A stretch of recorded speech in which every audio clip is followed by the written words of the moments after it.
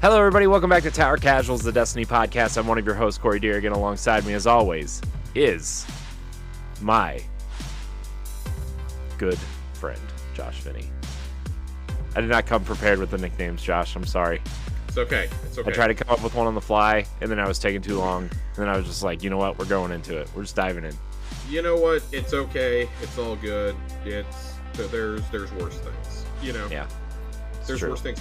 Corey, we have another pretty laid back week. Yeah, we do. Yes, we do. We have Solstice has started up. But I think a lot of us, I feel like the devs included, are kind of on like a summer break right now. A summer vacation, so to speak. We do have some cool lore to read through from some Solstice pieces. We'll talk a little bit about Solstice, a little bit about that armor since you weren't here last week. We had Fox fill in. Poor Fox just got put through the ringer last week. Oh, no. He messaged me about an hour and a half before we were supposed to start and was like, "Hey man, I said to be evacuated from my house because of a gas leak, so I might." Oh God! And I was like, "Wait, what? What?" He was like, "Yeah. Apparently there's a gas leak coming from my hot water heater, and this and that, and like I guess they got all that sorted out." He's like, "I'm gonna run to my mom's house. I'm gonna shower. I'm gonna be back."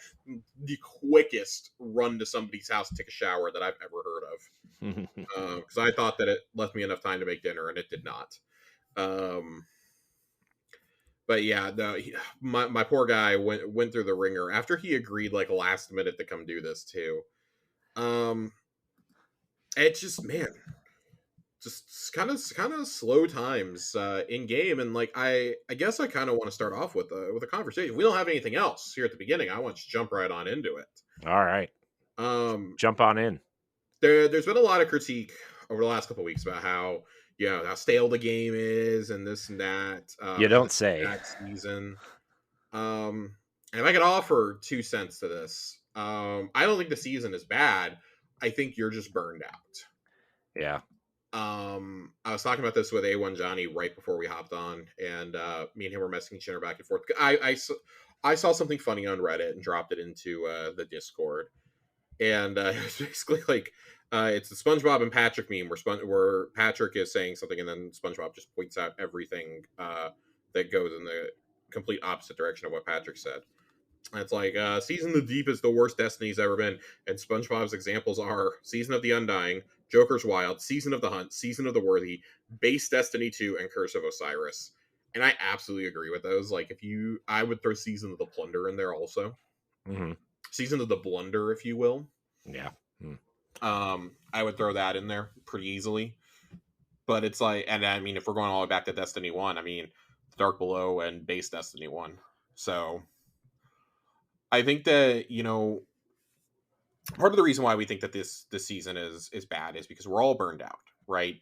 I think a lot of us are just like not thrilled with the meta right now, which I don't know. I guess I can kind of understand, but I'm at a point where I'm also realizing it's because look at all the other games that we've gotten in like the last 3 months since Season of the Deep formally got revealed. We have had Tears of the Kingdom. We have had Diablo 4. We have had Final Fantasy 16. Don't forget Pikmin tomorrow, Josh. That's what I was going to get to. Tomorrow we have Pikmin 4 coming out. Next month, or in 2 weeks, we have Baldur's Gate 3. And at the very end of the season, the beginning of next season, we have Armored Core 6. We have the console release of Baldur's Gate 3, and we have a little game called Starfield coming out. Yeah. Oh, we also had summer showcases and a PlayStation showcase in this mix within the first couple weeks of the season. Yeah. It's real easy to be like, yeah, I'm not really enjoying this season because so many of us are playing other games right now. Yeah. It doesn't help that a lot of us really feel like we're kind of at a tipping point with the game. And I think that's more of like, I think the sentiment from Lightfall really rolled over. I think it's a trickle down effect. People were so upset about the Lightfall expansion, and I'm not saying you're right or wrong. However you feel is how you feel at this point, right? We made our opinions pretty clear back on our review pod. Feel free to go listen to that. But it's just this overall community sentiment at this point that whatever camp you were in post Lightfall campaign is probably still where you are right now. Yeah. I think this season has been really good for a few things. I think the narrative has been really good. Um, and granted, it really wasn't until back half the season, but a lot of seasons are like that, right? I appreciate that the narrative is being kept to to a 6 week cycle. It was really nice that this didn't get drawn out super long, but I think also having a shorter, like having less weeks that you need to log in to progress the story also makes it feel like, oh well, this season's kind of a dud. Hmm. But I'd rather have that than have a bunch of filler, Right. right? I think that I personally I enjoy deep dive. Salvage is a nice little arena mode. We have not had an arena mode in a couple of seasons. I think Catch Crash was the last time that we got one of those. So I'm enjoying that. I'm enjoying the deep dives. The secret mission is awesome. I think the secret mission is genuinely one of the best things they've done in a very long time in this game. Fox and I we've discussed the difficulty a couple weeks in a row now. I think that the overall composition of the mission could have been a little bit better. Maybe you don't need to launch it from inside of a deep dive, or once you've done it once, you can just launch it from the director. Um, that is a mission that seems destined to go straight into the exotic mission selector. But I look at all that and I go, in addition to an awesome dungeon, and I'm like, okay, where are we upset the most at as players? And it seems to be focused in a few places. It seems to be focused in the price of the game. For those of us who buy the $100 package every year, I think that we've become like just kind of like disassociated with it because we get our 4 seasons, we get our little pre-order pack, we get our expansion, and we get the dungeon key. And we've voiced our displeasure with the dungeon key multiple times on this show. I still think it's ridiculous. And you can make the argument for it or against it however you want to. But ultimately, good content like that and like the exotic mission does cost money to create. That does cost time and man hours, and that's man hours they're having to pull off of other projects to make things like the secret mission. Hmm. Secret missions are extra. They have a dedicated dungeon and raid team. Doing secret missions, that's different. That's I don't know how that gets broken down within the grand scheme of things, but like there was this grand idea, and this seemed to be pushed by various content creators and people in the community that, well, once Sony owns Bungie, then all the problems are just going to go away. Eververse is going to become less oppressive. No. I think, when we talk about the price of the game, you look at things like the event card, and that's just absurd. It's absurd. Why are you charging $10 for this? You're already charging for the armor glows, which I contend you should be able to earn in game. I understand why they want you to pay for them, but I think of all of the armor sets from the 4 various things, from the things they do each season, that is the one you should absolutely be able to earn in game. Yeah, that For sounds. me, Yeah. go ahead, Corey. Go No, ahead. I'm just saying, like, I wish there was a way to earn, like, maybe not like the crossover stuff or like, Yeah. but like event stuff, probably, right? I mean, Well, we've talked about it before. I understand being between kind of a rock and a hard place, but I want to point out, and I can't believe I'm going to do this. Back when we were with Activision, you earned the Dawning armor. You could get the Dawning armor out of the special uh, Christmas boxes or Christmas Ingrams that you got every year. That's how you got Dawning armor. You had the chance to get it through things like that, and whatever you didn't get, you could go buy. You could outright buy the whole set, but you could earn it through that. mhm. They did it with that. I don't think they did it. They never had to do it with Solstice because you always earned Solstice. You had to pay for the glows, and the glows are a thing that came up within the last couple of years. I don't think the glows were a thing before the end of Forsaken. I think you could also earn for a couple years. You could earn Halloween armor that way because I have part of a Halloween set, not a whole part of it. I don't have the whole set. I only have part of it. Mhm. So I think that you could sit here and go, well, okay, Sony probably doesn't have the cap that Activision Blizzard did, but could we earn a few more things? And I know that that's been a big debate in the community for years and years. I'll never forget when Shadowkeep came out, and there were so many Hive themed things in the Eververse We were like, why can't we earn some of this stuff? Why isn't some of this stuff in the dungeon? There was nothing to earn in the dungeon. Right. Yeah. And it seems like they heard the complaints. We got a bunch of stuff we got a whole second armor set to unlock in Prophecy, and that was it. And I think I think player sentiment is like, okay, we see it as all the cool, like, and I don't agree with this one when they say, oh, all the cool armors behind Eververse. I don't think that's true at all, because we just got one of the coolest armor sets ever in Ghost of the Deep. But I do think that there is a feeling that, at least with me, I see the crossovers and I go, 3 of the last 4 or 5 armor sets have been crossovers, which means that they are $20. They are not 15. 15 is already a lot, I think, for an armor set. 20 is completely unreasonable. That's as much as the dungeon key, by the way. $20 is the cost of a dungeon. Yep. Which is still ridiculous in and of itself, too. Which is still ridiculous. We've talked in the past about ideas to, make the event card worth buying. Like, oh, do the event card, but like include the armor glow in it, or include the armor from the event. And I think if you did that, you would see a lot of people buy this. Yeah.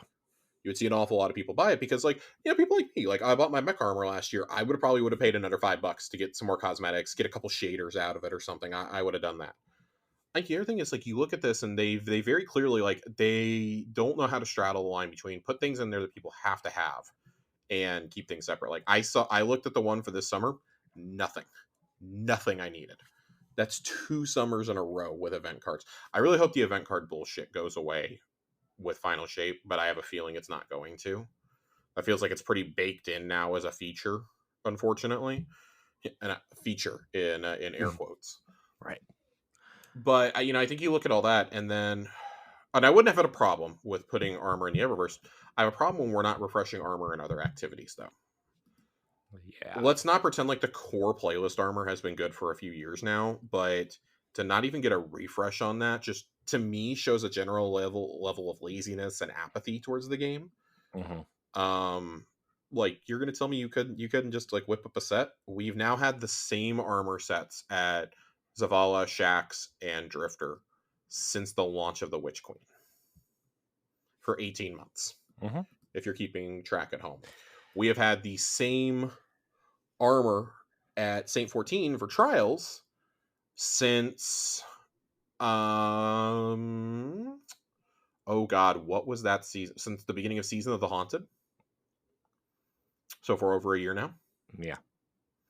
We are coming up on a year of the same Iron Banner set, and it's a reprised set at that. Since we got an original Iron Banner set, it's been a few years. Yeah. I mean, I like this set a lot, but I have it already on. It's fine, but it's like, and I get that part of this is like, and surely part of the logic here, I'm sure, is, well, we've given them ways to earn all the old stuff. Yeah, it's super tedious too. It's very tedious to sit down and try and earn the old stuff. It's not fun. It's really unenjoyable. So you have all that. Okay, that's just on the cost side. Okay, and I would also add in, you look at like the weapons that we get in some of these playlists, and it's like, oh, most of them are reprised weapons these days, and that's great and all. We've heard that to bring weapons forward, and to bring any sort of content forward, and bring it up to current standards, it's basically making a brand new weapon. Then make that brand new weapon. Right. Just make the brand new weapon at that point. Honestly, that's my take on it. But you've all that on the cost side, and then you get into the Eververse of it all, and like, I've never really had a problem with Eververse. The last couple seasons I've started to develop one, because now they're doing these bundles where they're locking shaders behind silver, where you can only get, there are 3 shaders in the game you can only get if you buy the ornament bundles that they come with. Yeah, and they're not even like great shaders. I really like the shader that comes with the Quicksilver Storm ornament. I really like that one, but it's just like, these ornaments would sell on their own. These ornaments would 100% sell on their own. The shaders, and I really think they're trying to trap not just whales, but they're trying to trap the people who care about the fashion game, right? They want you to come spend this money. I'm not spending $30 for shaders. Right. I've already missed all the ones in the event cards so far. I'm pretty sure one of the ones that's in the store for Dust right now, at the time of this recording, was last year's shader in the event card. I'm 99% certain. Because they've said that things from the event cards will can make their way to Eververse. And I gotta think that if nothing else, the shaders are gonna make their way there. I don't think anybody cares about anything else. But as long as the shaders show up I'll wait a year for a shader. Mm-hmm. I'll do it. There's no shader that's going to make you go out and spend 10, 15 bucks. Right. On stuff I just don't want. And on top of that, you got to play the entire event for it. Like, but fuck that. Right. Fuck that. I look at this as like they wanted to do like a mini pass situation. And there's a right way to do this and a wrong way to do it. The right way to do it is the way that Fortnite did it with the Star Wars event back in May, where it was a mini pass that you could buy. There was a free track and there was a paid track. And on the free track, you had some little emotes. You could get the Pod Racer emote, which was really cool. But you had to play you get most of your points just to do that. And at the end, you unlocked a Clone Trooper skin. Well, if you did the paid track, you got different styles for that Clone Trooper, and you got Darth Maul at the end. Right. For $10. You know what $10 gets me in Destiny? $10 in Destiny gets me 2 emotes that I'm never going to touch. It gets me a half-ass shader. It gets me a projection, and it gets me maybe a transmat effect is thrown in there too. I mean, it's not even enough for a skin or a armor set. It doesn't come with any armor. It doesn't come with a special ornament. Even if you threw in an ornament, I would be less upset about this. Or maybe like a special class armor ornament or something. I don't know. Like, there are things you could throw in here. There are ways you could make this better if you're going to try and get $10 out of people. I would love to see the numbers of how many people are actually buying these. I really, truly would love to see the numbers on that. Mm-hmm. Yeah. So you have all that on the cost side, and on like we don't feel like we're getting our value. That's without getting into the PvP issues, which we've just dragged through the mud over the last couple years on this show. That's without Gambit falling into complete and total disarray. To the point where I'm surprised that we're even acknowledging it as a core game. That being labeled as a core game mode is just so disrespectful. Oh man. It's so funny. I think you have. At least they didn't design the whole game around it like Exoprimal. Okay, so Exoprimal, actually not that bad once you've played several rounds. Yeah, I'm supposedly playing it with a few people this weekend, so it's only fun with friends, though. No, yeah, I mean, I would not want to play that game by myself. But I guess shooting dinosaurs in a mech suit sounds fun, so we'll see, I guess. Yeah. I think that like there's that kind of general feeling, and like, general playlists just haven't gotten love in a long time if they're not Vanguard, and even Vanguard's gotten like kind of the bare minimum at this point. Mm-hmm. I think there's a lot of things that like the game needs to do now.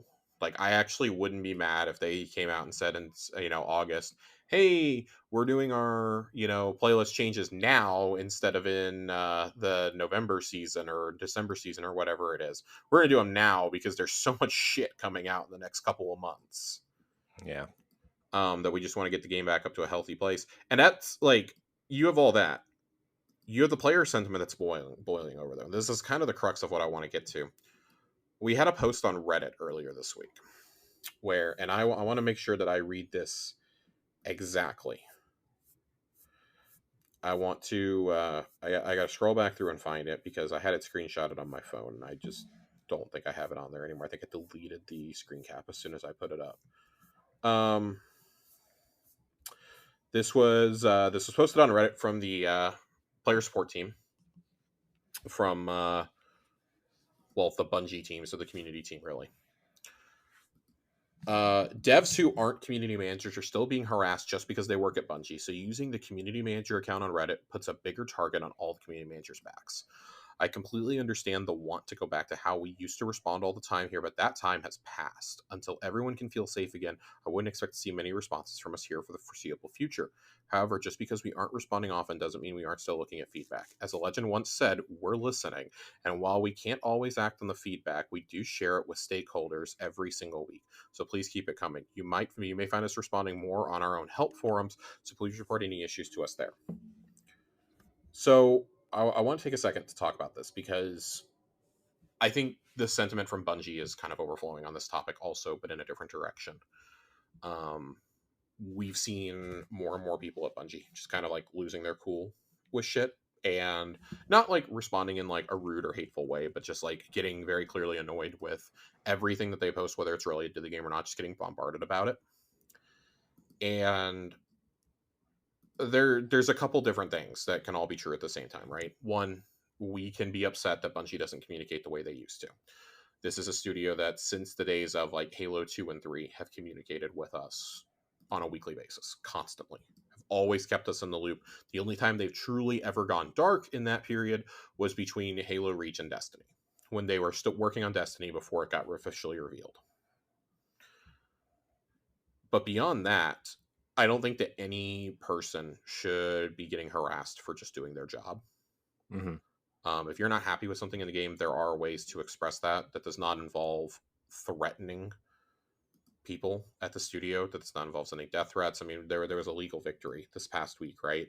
Mm-hmm. Where, what was it, like $500,000 was the verdict or something? It was like $500,000, and it's a huge win for studios and for, you know, getting some rights, you know, placed on, and some limits placed on what you can and cannot get away with. But beyond that, I don't think it's right to, you know, get completely fucked up for doing your job. You know, it very clearly affects them mentally. I mean, Damage left because of this shit, right? Yeah. He left because of this. Other people have stepped back from Destiny. You know, come on, for God's sake, we all remember what happened last year over Twilight Garrison, right? Oh God. With Kevin Yanes. We all remember that incident. God. And add into this shit's been going on for a couple of years now, and it's only gotten worse. Like, I really feel like the pandemic emboldened people in a way and the internet provides you with such a level of anonymity that you feel like you can get away with anything, right? Mm-hmm. And a lot of the people doing this, well, you come to find out, they're kids that are like they're adults. They're like just a couple years out of high school, maybe, like not even 21. And I've seen the argument from some people, I've seen the argument on social media from some people like, well, you're ruining somebody's life because they did something stupid. Didn't you ever do anything stupid when you were 19? Yeah, I did. It didn't involve sending death threats to people. Okay. What I did when I was 19 and stupid was I stole beer from my parents, or, you know, shot fireworks off at 3:00 in the morning in the middle of February. That was the dumbass shit that I did. I didn't send death threats over the internet. I didn't send, you know, I don't know. I didn't take pictures of people's houses and send them to them, you know, anonymously, right? Or, you know, threaten to follow them to work and shoot them. Right. You know? God, that's so scary, man. It's fucking scary in today's day and age, right? So because it's like, you know I completely understand. You know that shit can happen. Like, yeah, so scary, man. You know that shit can absolutely happen. You know, how many times do we turn on the news and we see that there was another mass shooting? Right. You know? And like, that shit's not funny. We all remember the incident at YouTube Gaming a couple years ago, back before the pandemic, when they had to go into lockdown because there was an active shooter.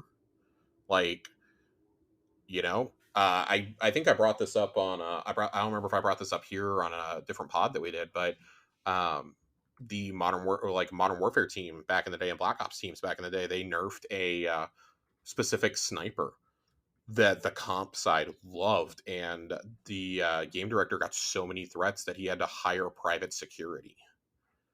Like, these are pixels on a screen, motherfuckers. Right. If you're getting that upset about a game, genuinely, please go play something else. Please play something else. Please check yourself into therapy or into some kind of like long-term like therapeutic service. I don't know what to tell you, but you clearly need help. And I think it's all. I also think it's wrong to like hand wave this and be like, well, you knew what you were signing up for. No, you fucking didn't. You fucking didn't. Like, yeah, in 2023, you probably should expect shit to come your way for Right. pixels on a screen, but nobody should have to pull back on the duties of their job because people are threatening people on the team. Right.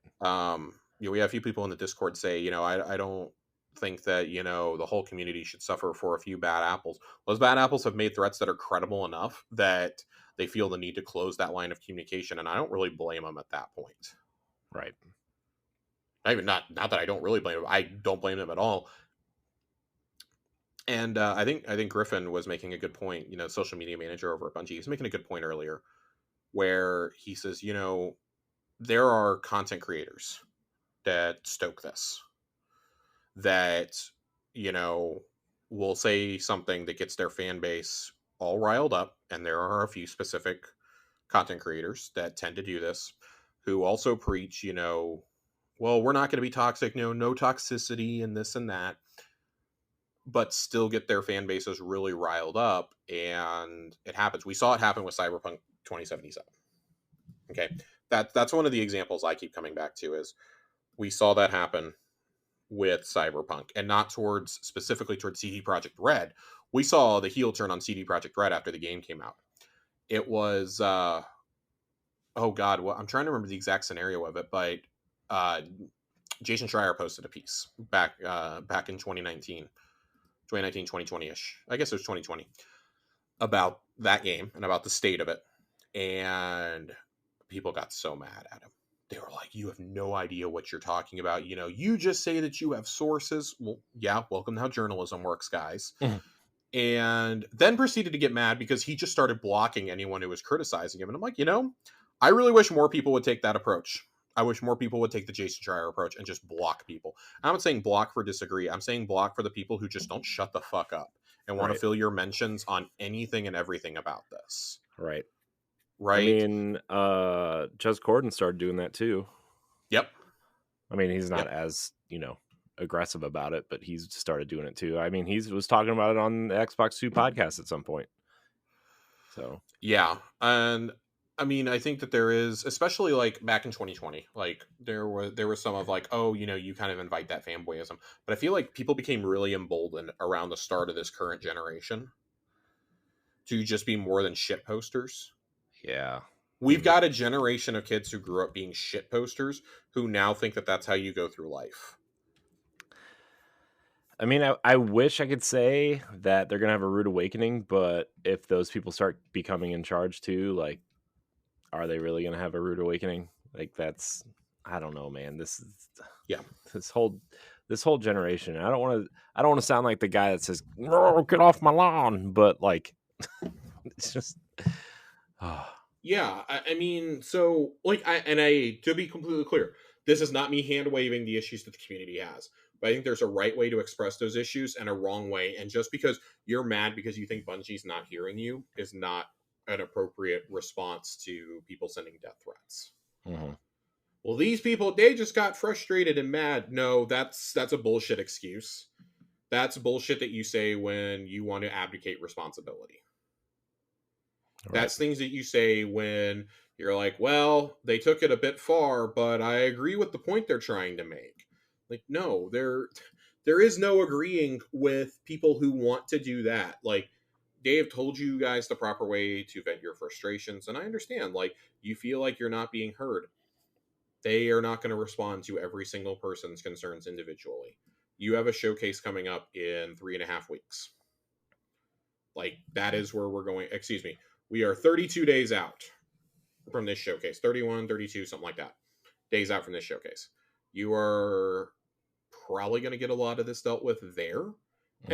And if it's not dealt with there at your biggest event of the year, then yeah, it's probably time to sit down and like do a boycott or something. I don't know. Like, just don't play the game. You're that mad? Don't log in. Don't play the game. And I see some people like, well, Bungie already got our money. Well, then you know what? You know what you need to do? Don't buy the next expansion then. But you're still going to, because you're going to sit here and criticize it on your YouTube content, and you're going to turn around and still buy it. You're going to buy it in secret. You're going to buy copies to give out as giveaways. Because as much as you quote unquote hate the state of the game, this is also how you make your money. So you're kind of between a rock and a hard place there, I think, for some of these creators.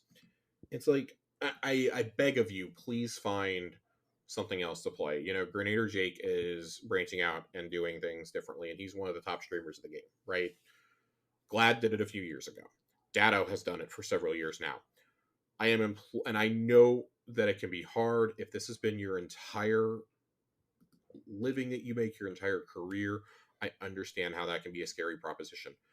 I'm begging you to please find something else though, because you're not doing yourself or your viewers any sort of favors. Mm-hmm. You really aren't. You are doing nobody any favors here.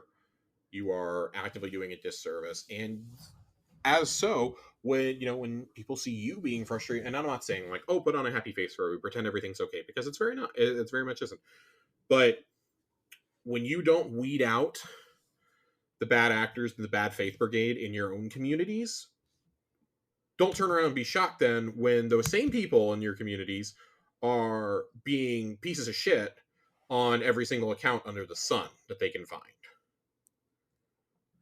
You know?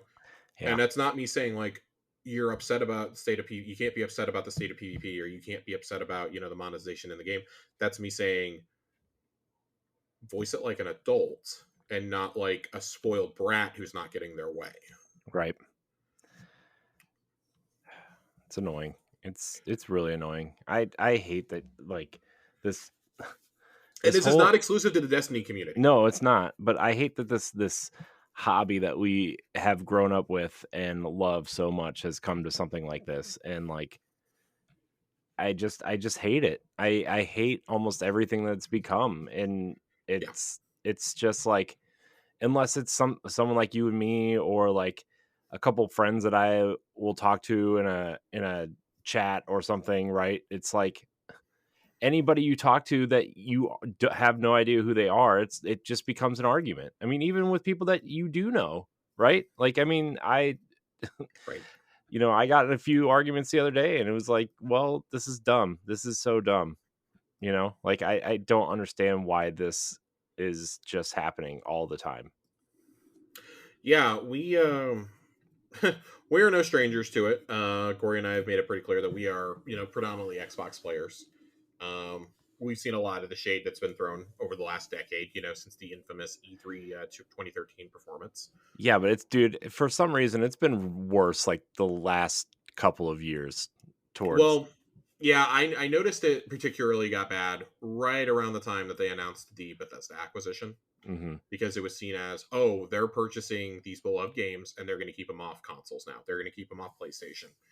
And without getting into like the legalese and the mumbo jumbo of the whole Activision deal, like I can understand where people would be afraid, but to do anything more than, well, that sucks, and shrug your shoulders and kind of move on, and that is like totally different. Like, okay, well, go buy a $250 plastic box and play those games if they happen to not come. But most of them are still going to continue to. Right. Almost all of them are still going to continue to. But these people in the same breath also want to be like, oh, Call of Duty sucks though. Blizzard sucks. Yeah. But you're upset because those aren't. It's a whole thing. But that's kind of the same way here. Like, you want to be like, Bungie sucks. But can you slide one of those event cards on over here? Right. Like, that's basically what they're doing. Like, oh, I'm going to complain publicly, but I'm still going to buy this. I'm still going to buy all the cosmetics I want to in the Eververse. I'm still going to spend like $50 in cosmetics on this event. Hmm. And it's like, well, if you were really upset about the state of the game, you wouldn't be playing. You wouldn't be logging in and playing every week, and you wouldn't be making content on the game every week, and you wouldn't be this and that. The same people in the same breath who are, oh, I hate the state of the game. Oh, well, I'm logging in right away to play Solstice. Like, come on, guys. Which one is it? Which one is it? Right. So, I don't say that, and I guess I just want to end this whole thing. We've been going on for like a half an hour about this, so I want to wrap it up. But you can have valid complaints with the game. God knows that we have them, and you should. If you have no complaints about the game at this point, then I think you're as bad on the opposite end. because you're either afraid to voice your opinion, or you're just like that new to the game that you have like nothing that you want changed or critiqued or anything like that. But there is a way to voice those concerns, and sending death threats and harassing messages and stuff like that to the dev team, to people who like literally just exist on social media and aren't even like posting about their work, is not the way to do it. Harassing community managers is not the way to do it. Nope. That's not gonna get you anything. That's gonna close off more lines of communication, and honestly, like, good. Y'all don't deserve to hear from people if you can't behave like adults. Nope. And I'd like to think that the Destiny community has done a decent job over the years of weeding out the bad actors. You know, during the Me Too movement, a lot of, there were some prominent content creators that Yeah. were sent packing by this community. You know, and most of whom have now completely devolved into conspiracy theory bullshit. But it's just like there's a time to root it out. And the problem is, I think this sentiment has just taken such a strong hold within the community that it's getting harder and harder to weed this out, because people might seem, pretty normal to you, and then they fucking snap. They fucking Right. snap about it. And I think that falls to creators to, and I mean, I'm not even saying that it's like just, just the big creators, like small creators like us. Like, it falls to us to like weed out those bad faith actors, and be like, hey, there's more mature ways to handle this. I like to think that we have a fairly positive community, and like, spreading positivity doesn't mean that you just march along to the fife and drum. It means that, we offer constructive criticism when there's a time for it. This is a time for constructive criticism. There's a lot in the game that needs to be better than it is. Like, let's be honest, the game's kind of fallen into disarray. But I think the content is there. The content's there. It just needs to be fixed. It needs to be fixed. Like, core things need to be fixed. Like, the actual seasonal stuff, pretty fun. Pretty fun. I'm just having more fun playing Diablo and Final Fantasy. We got 3 Game of the Year contenders back to back to back. Right. We haven't had that in a couple of years. Right. They've all been spread out in the last couple of years. Yeah. You and I were talking before the show, and you look at last fall, Nintendo didn't have a big release. Mm-mm. Microsoft didn't have a big release. Sony had God of War Ragnarok. Mm-hmm. That was the big game last year. That was the big game that everything stopped for. Yep. And we played that for about a week and a half, because it was about a 40-hour game, and then we went back to doing what we were doing. The last time that we had this many games come out back to back to back was the very beginning of the pandemic, in the worst season of Destiny 2, during Worthy. You had Worthy, so we're all stuck at home. Worthy comes out literally the week we all go into lockdown. Trials is broken. The sentiment is horrible at the time. And meanwhile, a lot of us are just sitting over here playing Animal Crossing, playing Doom Eternal, and playing a Final Fantasy VII Remake. Yeah.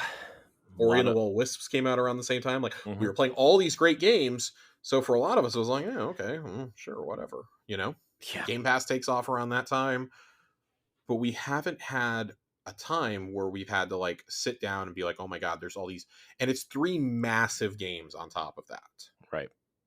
It's 300+ hour games. Well, Final Fantasy 16 should not take you 100 hours, but there are 3 games that take at least 50 hours to get through the main chunk of it. Tears of the Kingdom, easily a 100-hour game. Mm-hmm. Diablo, easily you're going to probably spend about 100 hours in that game. And that's if you're not grinding out tiers 3 and 4. Right. And I mean, there's going to be people 16, that put 3,000 hours into Diablo by the time. The Diablo is going to be played for years to come. Yeah. It's an ongoing game. You can call it game as a service, whatever you want to call it, but it's got seasonal content. First season drops today. And there's a lot of negative sentiment over there, but it's just like, we instantly jump to, when we see something we don't like, we instantly go to, oh my God, this is the worst thing ever. This is a fucking war crime. Somebody call the War Crimes Tribunal in The Hague. We're gonna call the International Criminal Court on Blizzard Team 3. We're gonna call them on the Destiny seasonal teams right now. Right. Like that's what some of these people like to think that they're being, and it's just like, it's not that serious. Like, we live in an era where there's so much other media to consume. Just take a break, turn the game off for a little bit, and just play something else. Like, I did that a lot this season, and I am finding myself wanting to play Destiny now. I'm finding myself wanting to come back. I did it last fall when I was really disillusioned with Plunder. I went and played Persona 5 and God of War, and then I came back completely refreshed about a month and a half later. Did it a couple years ago during I infamously I took a lot of time off during the 30th anniversary. I played it the day it came out, and then I basically didn't touch it for another 2 months because I played the Mass Effect trilogy for the first time. Yep. Favorite co-host on the And Citadel, Josh Finney. favorite co-host on the Citadel. It's just like I have found these other things that I want to spend my time with, and like there's some great quality movies out there, some great TV shows. Go watch Silo if you don't watch Silo. There's a lot of things you can go watch right now, and you can engage with that aren't Destiny. Like, it doesn't have to be your life 24/7, and it's okay to put the controller down. Putting the controller down doesn't mean that you're moving on. It Right. means that you're going to spend your time on something that you value, maybe just as much. You're choosing to spend it in a different way. And I think what we're seeing is we're seeing a lot of these kids who are like 18 or 19 who have, grown up during like peak Destiny 2, who suddenly don't know what to do because they hit a rough expansion and they don't really know what a rough expansion looks like for this game. They weren't here for they weren't here for Shadowkeep. Right. Like, does anybody remember the ending to Shadowkeep where we talked to ourselves in the garden, in the Black Garden, and then all of a sudden we're kicked to orbit? Yep. Does nobody else remember that? Does anybody remember Ikora building a fucking Vex portal? These children were, in grade school when, we were conquering the Vault of Glass for the first time, and it was kind of like, is this it? This is the end of Destiny 1? Great. Yeah, Destiny 1, man. Anybody remember the black poop that we fought at the end of D1? Yeah. I do. Pepperidge Farms remembers. Pepperidge Farm. Guys, I promise you it can get worse. I It was promise you worse. this is not the worst the game has ever been. It can in fact get worse. It's just this is like the inflection point. This is where everything is just coming to a head. Where Yeah. any little inconvenience is going to set everyone off in a massive way. But you know what? It is the cycle. We see this chart every year. It is this cycle of destiny.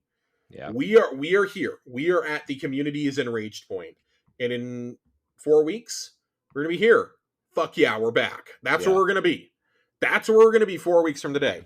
Yep, we're back. We have a reprised raid on the table. We have a new season. We got the final shape revealed. We all bought our collector's editions.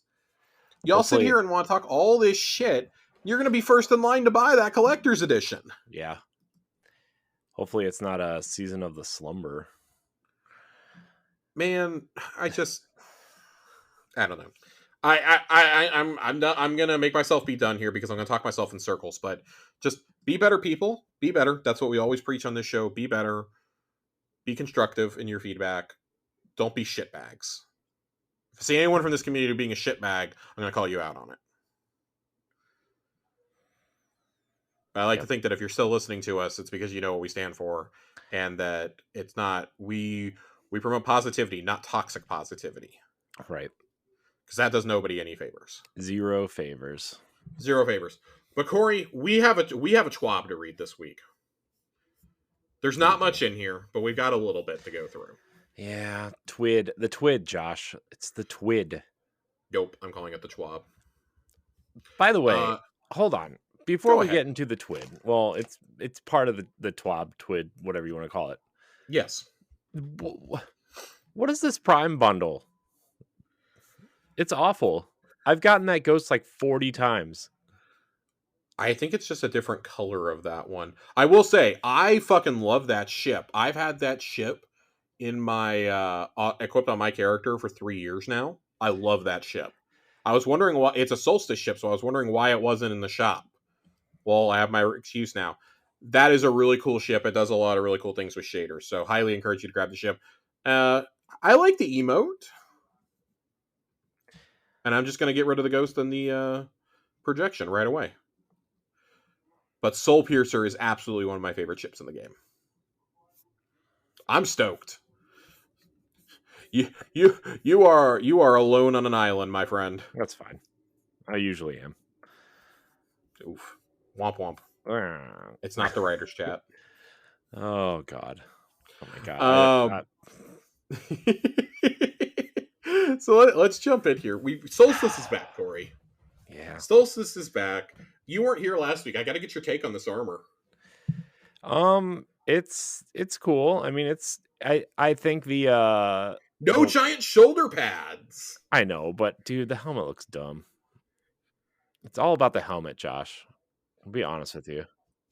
I mean, you don't have a feather in your head, at least like I do. Yeah, but it doesn't look that bad. It looks pretty bad.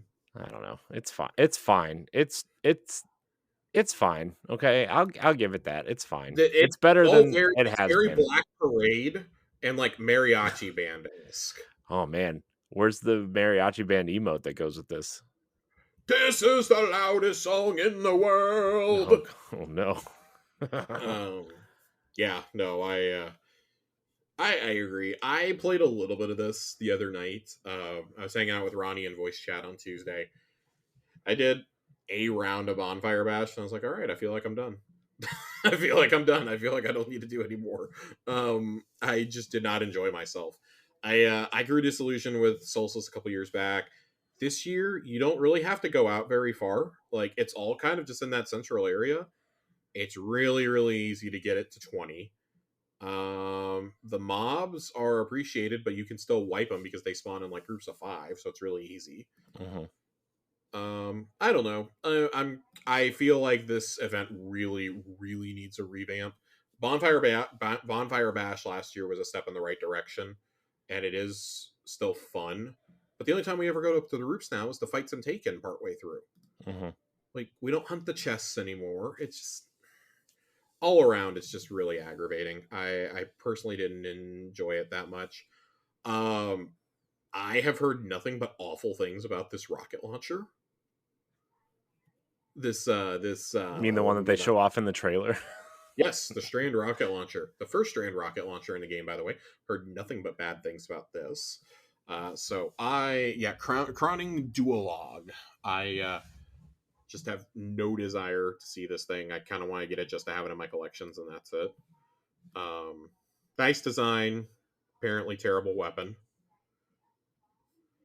But like previous years and other events, some of the other weapons have come back with new roles. The something new hand cannon now can roll with subsistence and headstone.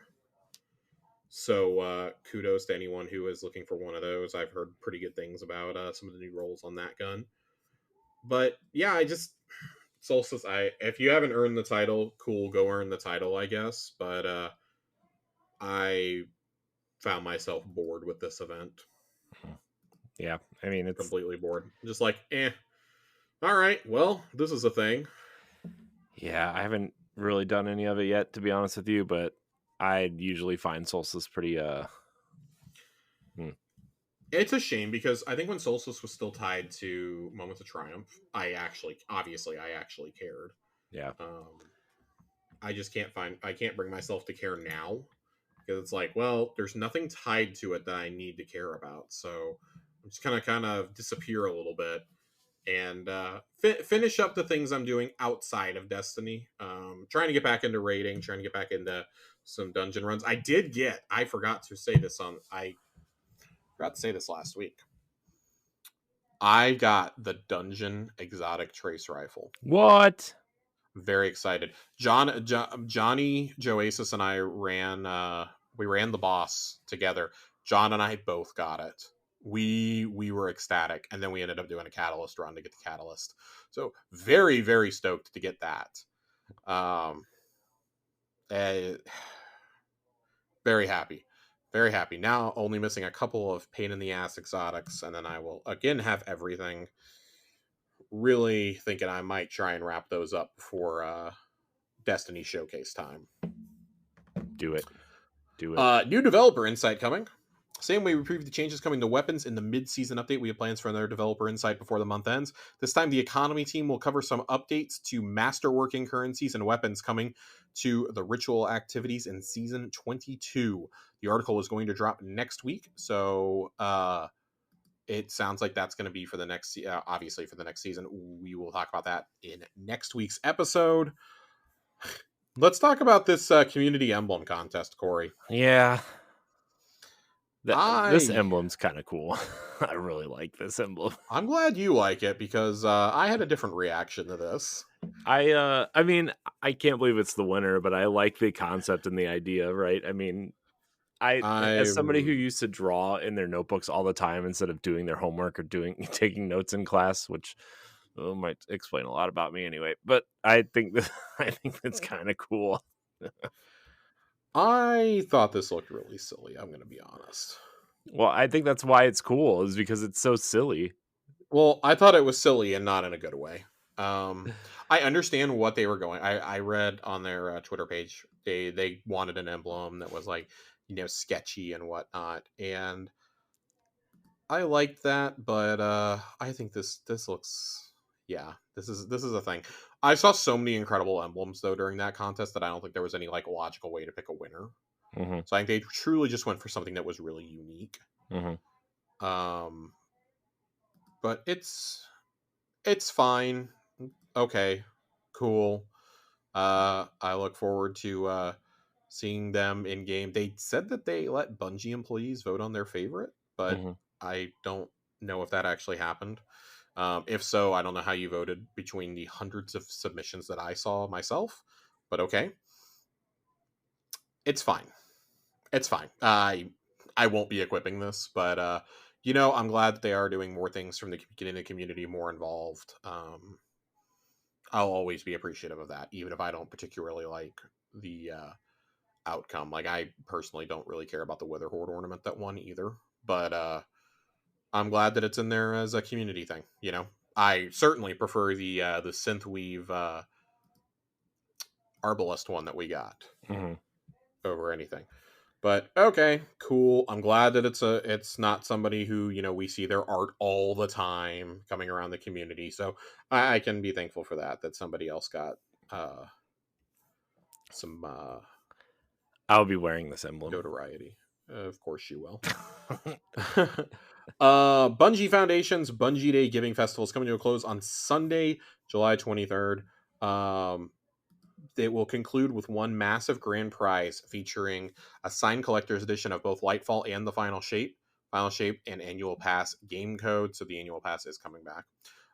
And bundle of 7 PlayStation titles. Anyone who donated at least $1 through our 7 Days of Prizes event from July 13th to July 20th will receive 1 entry per daily donation, up to 7 entries.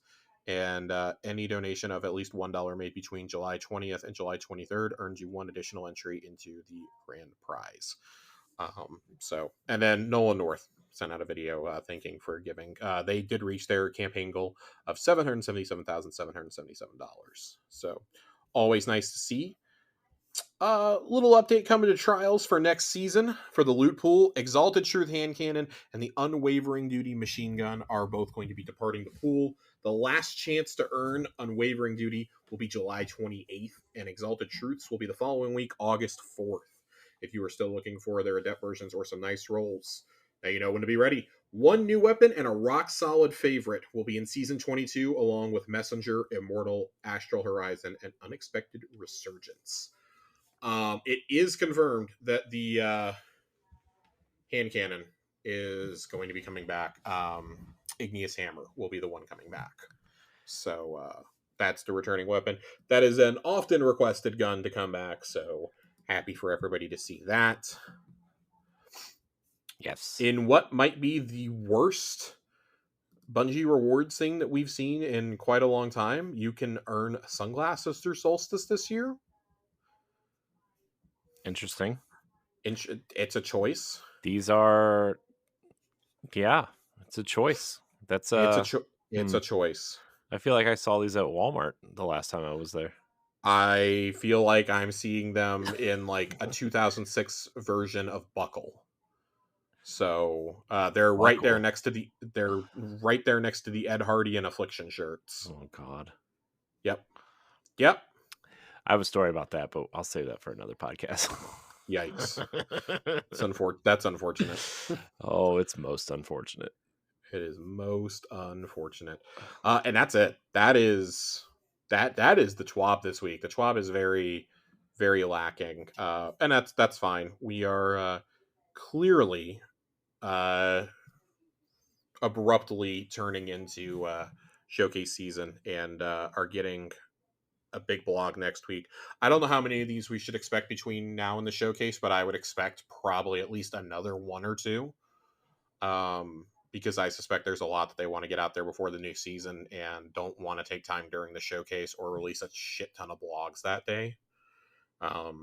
Please God have one about armor. About armor sets that we are not seeing. So, oh boy. Well, good job, Twid. Short and sweet. You know why, Josh? why? Because we have a ton of questions. We have a ton of questions tonight. Yeah. Shout out. Most of them aren't too bad, though. I'm going to be honest. We actually don't have as many as you would think. So Zhao writes in first. And Zhao asks, you're going on a cross-country road trip with 3 other passengers from the Destiny series. Who are you taking?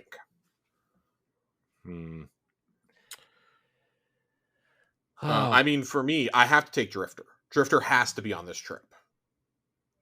Yeah, dude. Yeah, Drifter has to be on the trip for sure. For sure. If he's not, then what? I mean, are we even having fun? Are we even doing it right? Let's be honest. I want Drifter. I want Cade. And I think I want Christmas Grandma because she's going to make cookies for me. She's going to bring snacks. She's going to bring fucking snacks, man. Man, yeah, I think that's who I got to take. I got to go with those 3, I think. Because I got a guy who's funny. I got a guy who's a little fucking weird, but he's definitely going to be the driver. And I got Grandma who's You're going to let Drifter drive? I'm going to let Drifter drive. That's right. Oh, my God. That's right. We're gonna be cruising for chicks with Drifter and Grandma. Yeah. What about Shaxx? No, Shaxx would just have road rage and yell at everybody. That's fine. No, you know what it would be this it would be this booming voice that would wake me up all the time. No, you know who Shaxx is? He's the one that cracks a beer open in the middle of the day in the back seat. That's Drifter. That's Drifter when it's not his turn to drive. Drifter's got a kegerator hooked up in the back. Oh no. All the depressed souls cannot come. So Zavala and Saladin and Ikora, they can't come. They just bring the down. The ones that are too serious can't come. Yeah.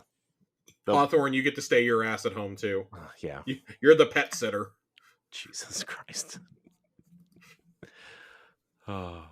I would consider taking Devrim with me because he's got that accent. Yeah. And it might help us out in instances. Yeah. Drifter. Oh my God.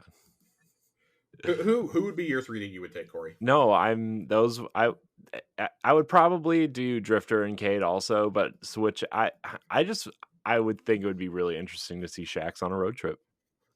It's fair. I want to see what happens. I want to see if he gets if we're at a rest area or something, if he gets in the fight with some sort of attendant there.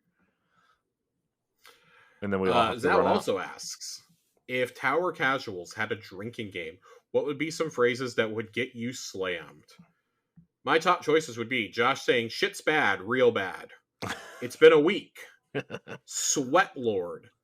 Corey saying, well, anything absurd taken as a hot take. I would add any variation of Jesus Christ into this. Yeah, that... It's so bad that Nerd has now made a command in the Discord. Shout out to Nerd. He's made 2 very funny commands in the Discord this week. One, if you do !JFC, it'll pull a random Jesus Christ that I've said in the Discord over the past couple of months, and it'll automatically repost it. The other is if you put !crop, it'll post a meme that I keep sending to our friend Saint14, who does not crop his memes at all. It's a meme that says, I've seen better crops in the Irish famine. So shout out to Nerd for enabling everybody to see those at all times. I do like that. Yeah. Shout out to Nerd. Shout out to Nerd. God, my phone is going off. Oh no. Okay. No, it came through my headphones and then my phone dinged right after before I could mute it. Speaking of Saint, so what are some other phrases? Any variation of Jesus Christ, I feel. Yeah. Any talk about sandwiches? Yeah. By the way, Earl's Sandwich has a Nashville hot chicken sandwich now. Did you see that? Oh my god, listen, you sent that to me and I saw a picture of it. Instant heartburn. Oh my god, Instant heartburn. dude, it The looks so good. sriracha mayo did not do anything to calm that. Dude, sriracha mayo, jalapenos. Nope, I shan't Mm, be partaking in mm. this. Oh, dude, you might as well eat that sandwich on the shitter. That's all I'm saying. Dude, listen, that would be the sandwich that I feel like I would buy and I would bring home with me and eat it at home and not at Disney World. Yeah. Because I don't want to eat it before I go get on a plane for sure. Oh, no way. And I don't want to eat it before I go to the happiest place on earth. No. I mean, it could be a dinner sandwich too if you just go downtown and then, then you're safe and sound at your hotel. No, I mean I better be eating it and then I better have an Uber booked and on the way by the time I'm taking that last bite. I better be eating and walking. I gotta be eating and walking. I can't take the on property buses or anything. I just nope. Nope. Saint writes in and asks, "What are your top 3 pulse rifles and hand cannons?" Saint, we don't use hand cannons here. No, dude. Who do you think? Tower casuals do not use hand cannons. Yeah. So who do you top think 3 pulse rifles. So for pulses, I'm gonna go I wanted to go non-exotic here. It's gonna be rough. I don't think it's rough. It's narrowing it down for me. So okay, I'll do 2. I'll do top 3 legendary and top 3 exotic. My top 3 legendary in no particular order are Peace of Mind, Insidious, and Messenger. Anybody who has ever played with me knows how much I love my Messenger. It is my pride and like the joy. Messenger. I fucking love my Messenger. My 3 exotic are, I mean, it's pretty easy here. It's Outbreak Perfected. It's No Time to Explain, and ooh shit, am I forgetting a third one? Uh-oh. Oh no, I'm forgetting what the other exotic pulses are. Uh-oh. What about Vigilance Wing? No, oh god, no. I would go I'd go Graviton Lance. Yeah. Oh my god. I don't know doing? why I was thinking Graviton Lance was a scout rifle in my mind. Oh man. Man, that's embarrassing. You could go Bad Juju here.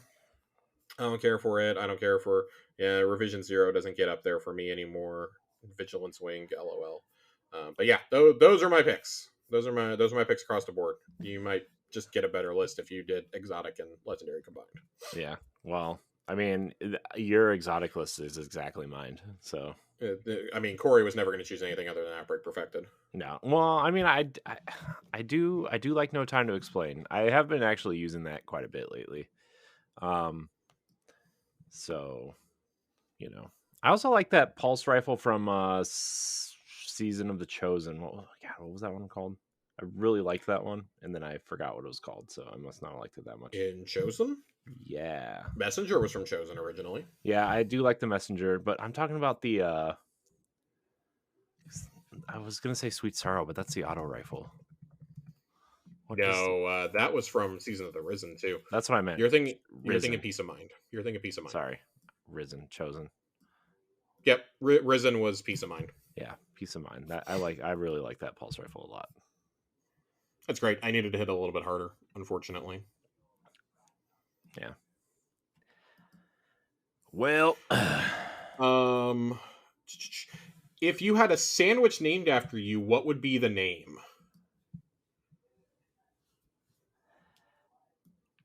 What'd you say? What? Sorry, you cut out. Saint asks, if you had a sandwich named after you, what would be the name? Oh God. Man, what would be the name of my sandwich? Jeez. God, this is a loaded question. I fucking hate you. I fucking hate you. That's the name of my sandwich. I'm gonna go with the Big Daddy.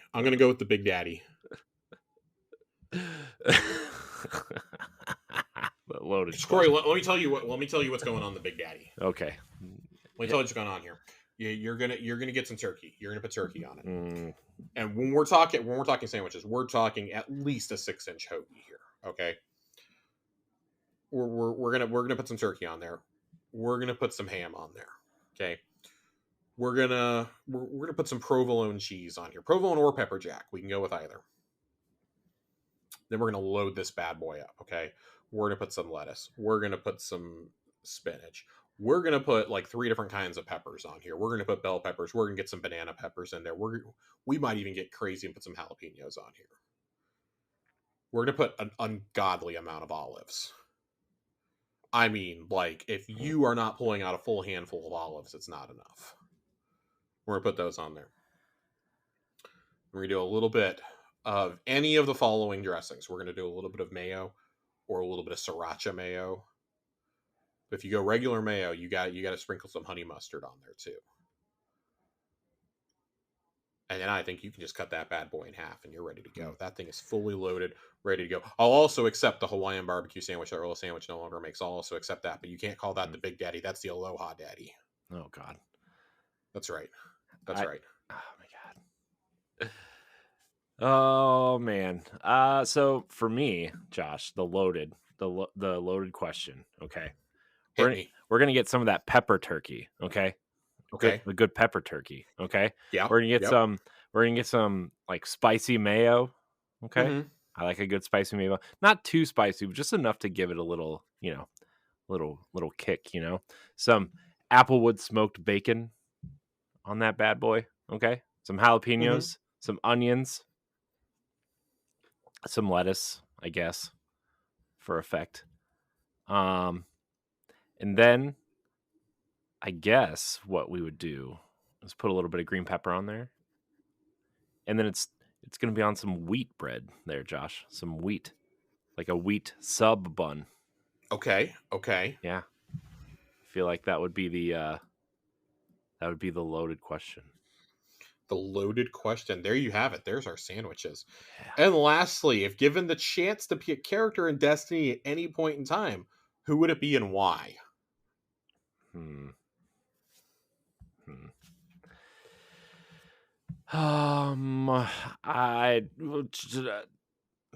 again, given the chance to be a character in Destiny. See, I don't want somebody with like a sad ending. Okay, I want somebody who's like Shaxx. I'm just gonna say it. I want to be Shaxx. That's fair. Yeah, Shaxx.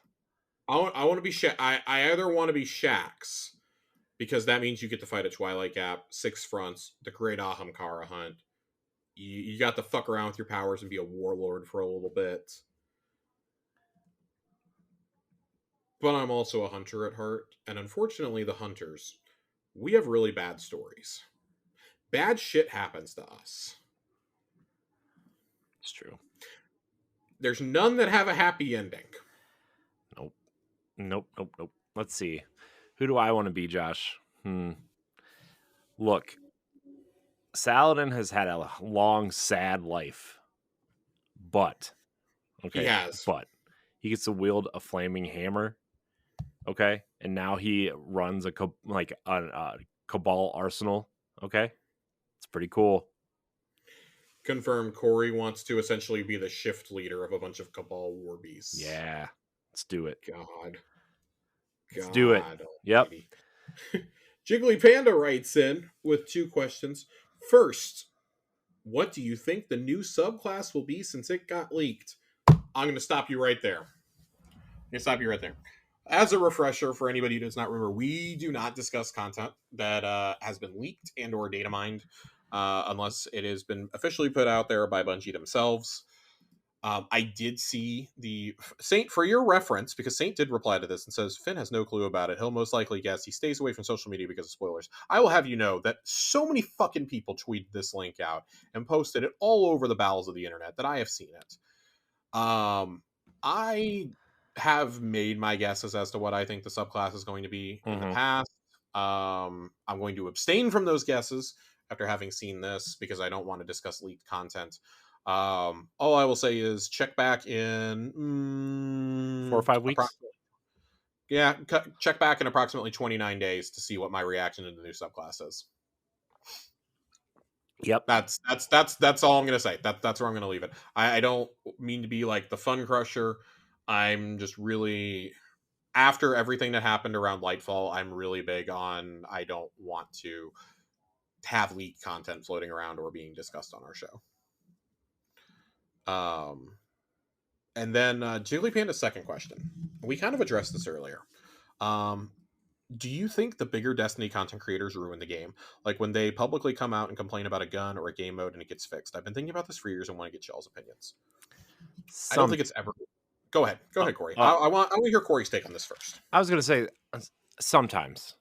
I'm gonna say sometimes. I feel like sometimes there are creators out there who like I don't know if it's to get engagement or to get clicks on their videos or their streams or something, but they are so over exaggerated about some of this stuff. Granted, some of Mhm. it's warranted, right? Like multiplayer maps, of course, it's warranted. Yep. Gambit needs fixed, warranted. But there's other things like like certain weapons. It's like okay, there's like 5,000 weapons in the game. Use a different one. I get that you're excited to use the new one, but also you stream or create like 8 to 12 hours a day, and this game is the one that you focused on. We talked about it a couple weeks ago. Go play a different game. Go, like come back to Destiny. It's we've seen enough creators go and try other games, right? That like maybe they don't get the same audience, but like it's just like, man, I don't know. Sometimes I just want to like tweet at them and say, "Get over it, dude." But I don't want to be that guy because I don't want to be another, negative voice. I just, you know, I have my thoughts and I'm going to stick with Yeah. my thoughts. But, but then there's others that are valid, right? Like, that do take it seriously and kind of have a good explanation for why they feel the way, and they kind of say it in a way that's like Yeah. not not And shitty. not everyone's like that articulate either, right? Yeah. Yeah, and also it's really hard to read a tweet that limits your characters also. Um, Yeah. so, that's where I'm at. Yeah, I would say that I would edge on the side of no.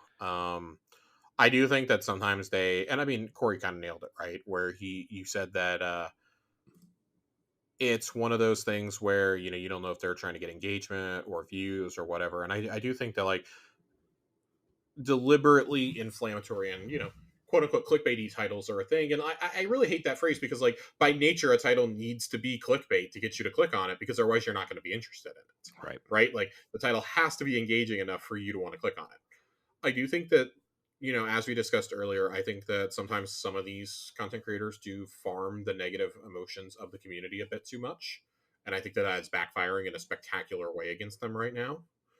But I do think that there are some that there's like this perceived idea in the community that because certain people complain about things that Bungie is just going to nerf it.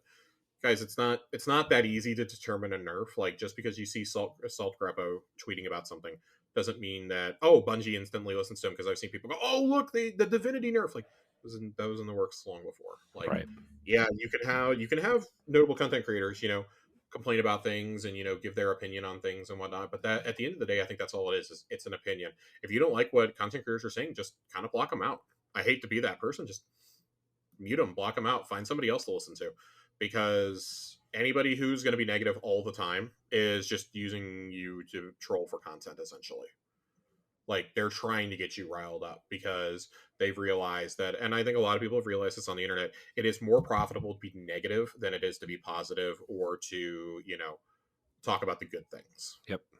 It is way easier, and it just by human nature, it's way easier for us to be negative than positive about things that frustrate us or annoy us. It's way easier for us to lean into the negativity than it is for us to focus on the positives. Hmm. So while there are valid complaints in the game right now, the way that some people are going about it is completely wrong, in my opinion. Yeah. Be constructive Um, with your criticism. Don't be right. constructive. Be constructive with your criticism. Ronnie asks, if we get another darkness subclass, should they introduce it in the last season heading into the final shape, or during? We've seen the good and the not so good while introducing it with the expansion. Hmm. It would all depend around the circumstances of why are we getting this, because Yeah. that's the core issue. Like, why are we getting this? Like, yeah, it didn't make sense in Lightfall, and we now know that that's because it was supposed to come with the Witch Queen, Yeah. right? I feel like if there's another subclass, first off, it's coming during the final shape. They're not going to give it to us a season before, because you have to tie that to a purchase. They're going to want that tied to a purchase. So You're gonna have that. You could get a couple of weapons maybe ahead of time that are of that uh element, Yeah. but I feel like any actual subclass isn't going to come until the actual expansion comes out. One, because they want to tie it to a purchase, but two, because there has to be a story reason for us to get this Yeah. right. Why do we need this power to defeat the witness here at Hmm. the end of here at the end game? Why do we need this final power to beat him? And the only way I see it is if we're taking part of his power, if we're taking part of resonance, right? So you have to have a reason. And I think the problem with Strand is there was no story reason for us to need Strand. That was part of the problem, but they had to figure out how to weave that in. Like, it's green. It Ha. pretty clearly was meant to be in the Witch Queen. I get it. Hmm. I get it. Okay, like that. I think that's completely different. Stasis, on the other hand, we hated all the shit that came afterwards, but how they built up the Stasis and Beyond Light, I thought was actually really cool. Yeah. No, Stasis We was cool. finally had to embrace it at the end to beat Aramis. Yeah. Stasis was cool. I didn't I still hope they find a way to like e- be able to upgrade Stasis without having to go through all that end game stuff, right? Like, you know, for Yeah, secondary or tertiary characters, right? Like that's just absurd. If you want to do that 3 times, that's still like boggles my mind a little bit. But I agree. especially because like especially now, like with Strand is so easy, and the other subclasses, if you jumped in after they changed that, that's still pretty easy to upgrade, right? Like Stasis is the one that's like completely still just tied to that content, you know?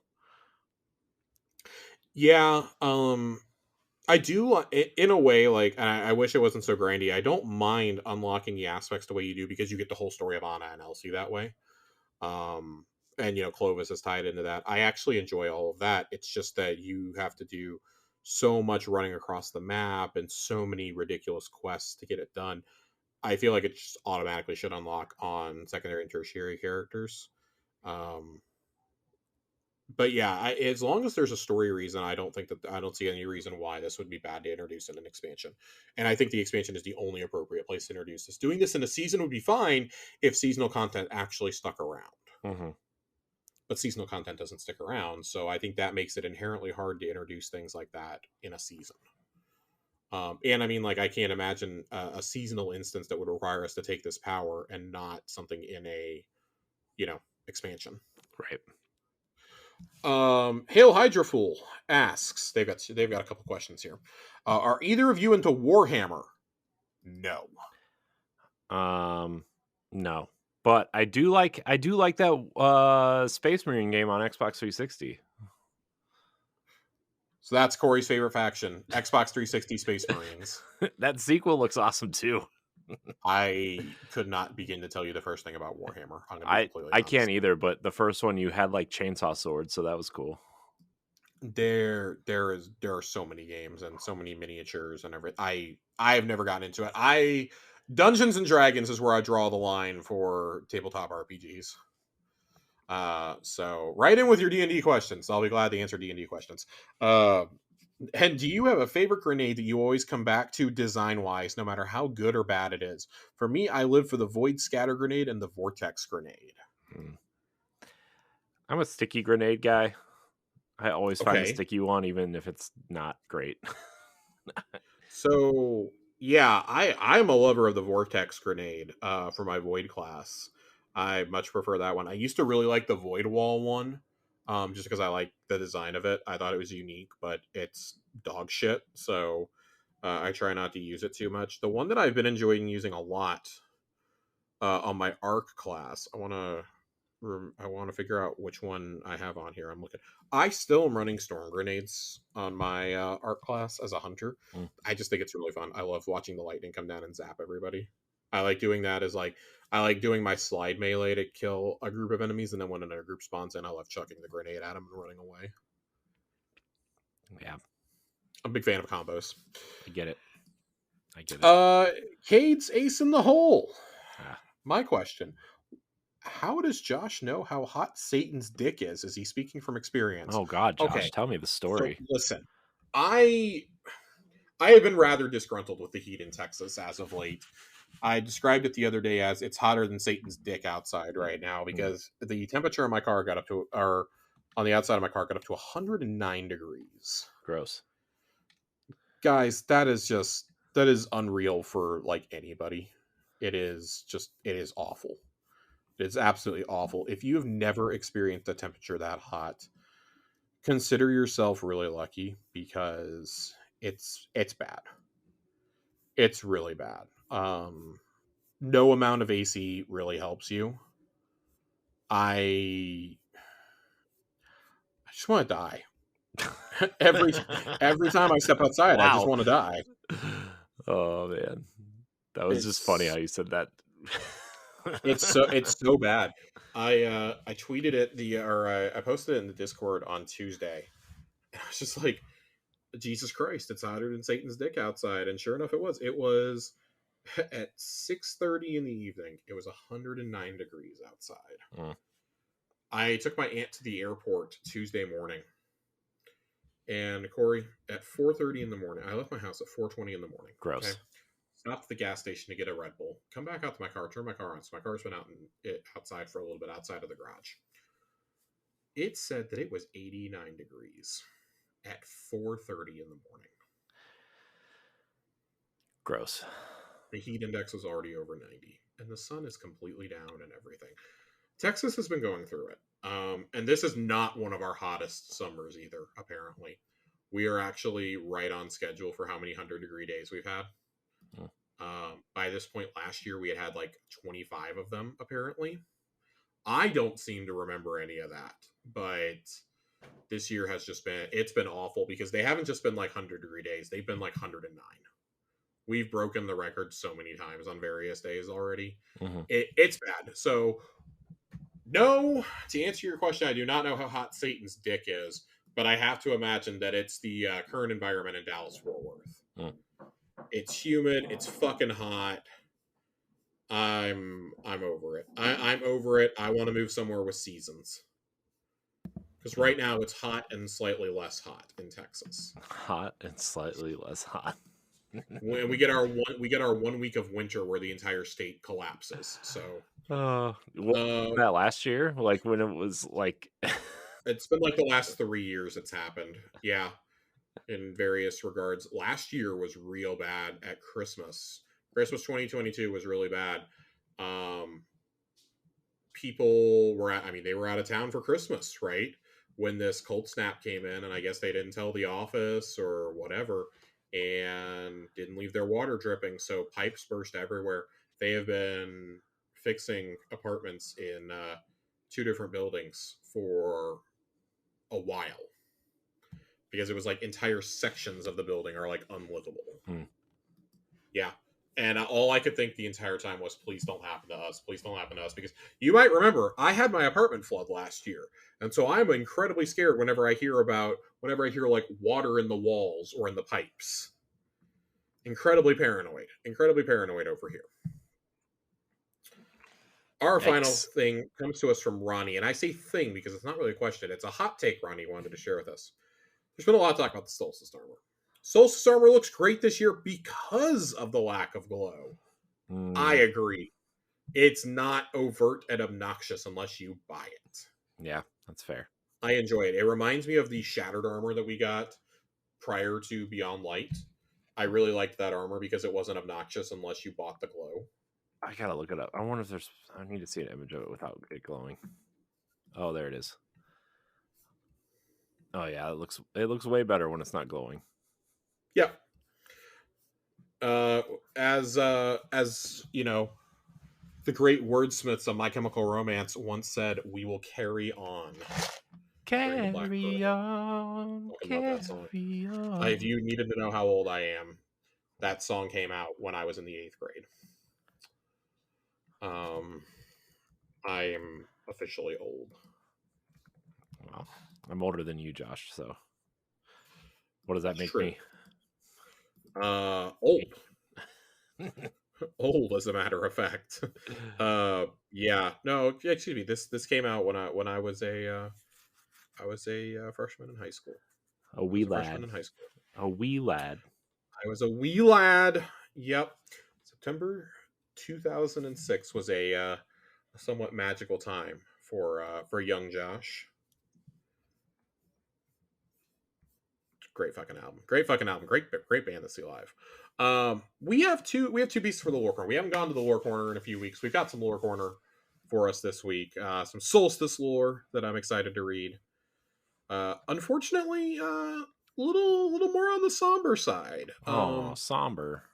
Yeah, we no Guardian bookies this year. No, what? No Unfortunately, Guardian Bookie. a little bummed, but it He's is what it is. the Guardian Bookie's the best character. What do you mean no Guardian Bookie? I know. This is from the Crowning Duologue, the new rocket launcher. It took a full 7 minutes before Lord Shaxx stopped pretending the screen in front of him was transmitting a live Crucible match and not a looped recording. He finally let out an aggrieved sigh and folded his arms across his chest. Forge, if you can spare a few moments, Lord Saladin said with grim humor. I wanted to talk. Shaxx leveled his helmet in Saladin's direction. Saladin returned his stare. Fine. It isn't a matter of wanting. We need to talk. Saladin braced himself. About Twilight Gap. Shaxx turned to face Saladin, arms sliding down to his sides. His chest expanded as he filled the great bellows of his lungs. You made the right call, Saladin said quickly. There was a muffled, choked sound from beneath Shaxx's helmet. We've always known that much, Saladin's mouth twisted unhappily. He turned his gaze to the city's horizon, feigning interest in a flooded crater near the outskirts. Even if I refused to admit it. You saw hope where I couldn't. I told myself your defiance was grandstanding. Saladin laughed ruefully. I'd given up, but you and your fire team bought us time, enough time for all of us to change. Shaxx stood unmoving. They both waited in protracted silence. At last, Saladin sighed. After all these years, after everything, I trust your judgment. I just wanted you to know that. Shaxx's helmet shifted just slightly. Before the end. Before whatever comes next. Shaxx nodded slowly. You know, I had a host of incredibly scathing comments prepared for this moment. Saladin smiled. I bet you did. I kind of hate that this is buried on a rocket launcher that everybody is going to hate Yeah, because this is the very definition of a payoff moment as far as I'm concerned. This is one of the most quietly beautiful moments we've gotten between the characters and all. We've gotten a lot of these moments over the last year, right? There is this sense of finality that we may not be coming back to this cast of characters and that not everyone's going to make it home. right. But certain things needed to be addressed. We saw how Saladin and Zavala eventually set aside their differences, Yeah, right? And that took a couple years to play out. And now, he's not only on Kaido's war council, he's also one of Zavala's advisors. right. He was one of Zavala's advisors before he went to join Kaido. Now he's making things right with Shaxx because Shaxx, Zavala, and Saladin don't really get along. All three of them don't. I believe that Zavala and Shaxx get along better, but still not great. Yeah, That's kind of the last piece of the puzzle here, and I do feel like we're going to get some final moments in the lore with Zavala and some of the others before we go into the final shape. I really love that this is here though, and they didn't save this for the season right before, yeah, um, because this kind of gives it a moment to shine in a little bit. And I don't know. It's just one of those moments that I think like we've all kind of wondered, like, are they ever going to patch this up?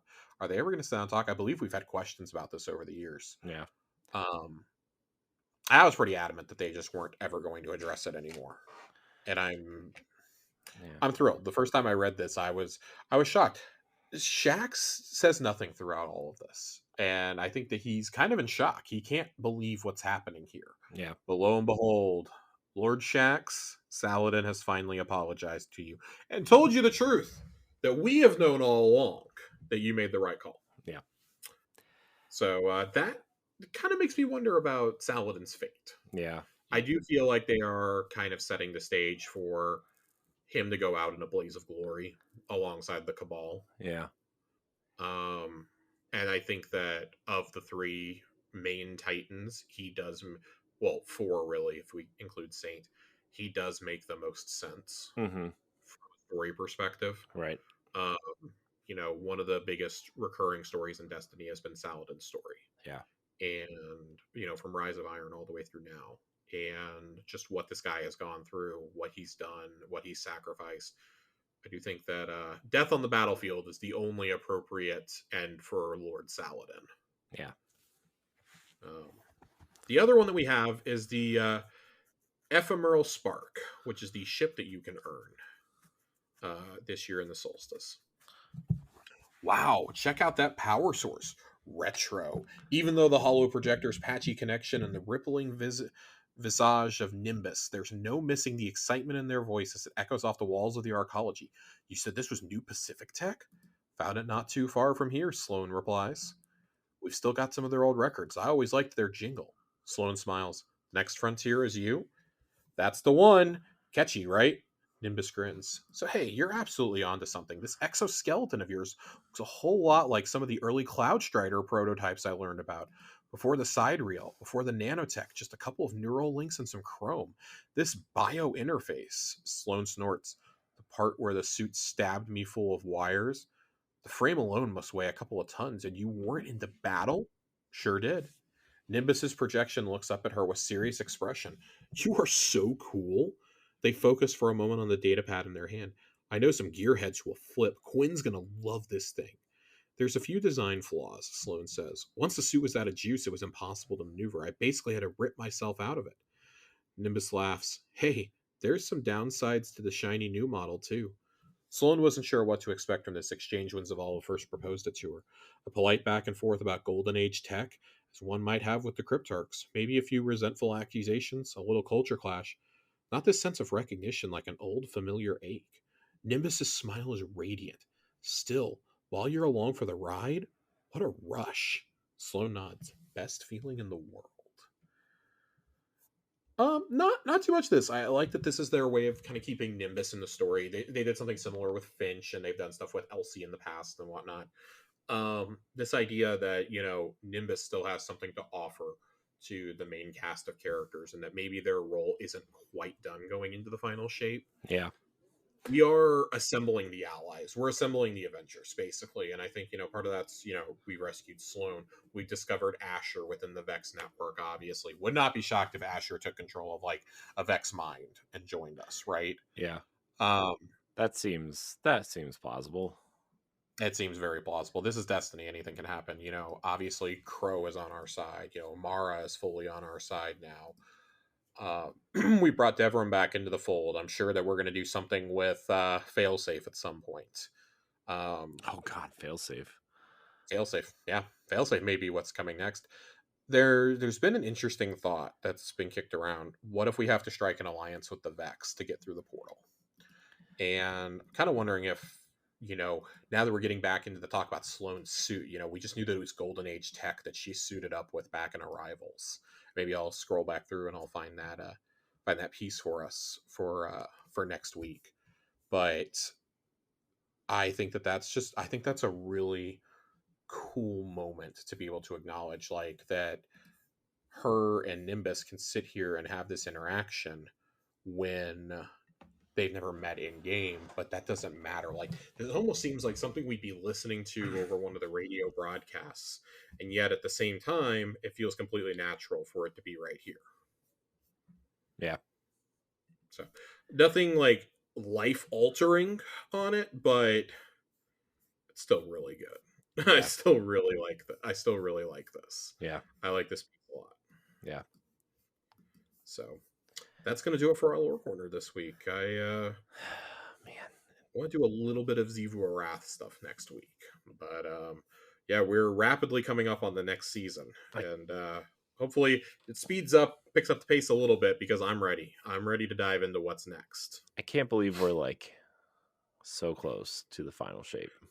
We're about 7 months out from the final shape right now. That's so, assuming there's no delay. yeah. This could all change in a month, but right now we're about 7 months out. I'm so interested to see what happens the next 2 seasons. Like, it's just like, I wonder what's going to happen. They've dropped so much lore this and story this season. Like, anyways, that's it. That's all I got, Josh. That's all I got. That's all I got too, Corey. All right. Well, that's all we got. So Let's get out of here. we're getting out of here. Thanks for checking out this week's Tower Casuals, the Destiny podcast. Remember, Josh and I also started an Xbox podcast that goes up every other week, so you can check We that out did. as well. We've been talking a lot about the Activision Blizzard acquisition. Fox and I broke a little bit of it down last week, but if you want some in-depth analysis of the entire Activision FTC CMA affair that's going on, we've done 2 really good episodes, and we'll have a third one. Hopefully this is going to close in the next week or 2, and we'll have a third really good episode for you on it. Yeah, for sure. For sure. And we got Starfield coming up. We're going to be talking a lot of Starfield on that show if you're interested. Yeah. Yep. Definitely. Josh, where can we find you? You can find me on Twitter or on Threads at Josh_Finn, 2 N's. I'm trying to use Threads a little bit more. I'm not sold on it yet. And the problem is I need it to be a little bit more like Twitter, like circa 2019 before I like jump in on it. I'm also just really leery of using another Facebook product at this point. I'm not a fan of Facebook and of Mark Zuckerberg, but I mean, if it's what gets me off of, Elon's platforms, then, I might have to do it. Yeah. I'm usually just hanging out in Discord these days, though, to be quite honest. I'm in Discord. I'm still tweeting a little bit occasionally, but I've really curtailed my social media usage other than just like reading. Yeah. So it's been great for me. It's been great for my mental health the last couple weeks. Yeah. I mean, for me, you can find me at I am Corey in HD. I've been using Threads more than Twitter. I'm only using Twitter because I have some DM threads with people that I don't want to lose out on. So, some people Josh and I might have on a podcast or 2 in the future. Hint, hint. Yeah. So, anyways, follow us at Tower Casuals, subscribe, share, tell your friends. And until next time, we love you. Goodbye.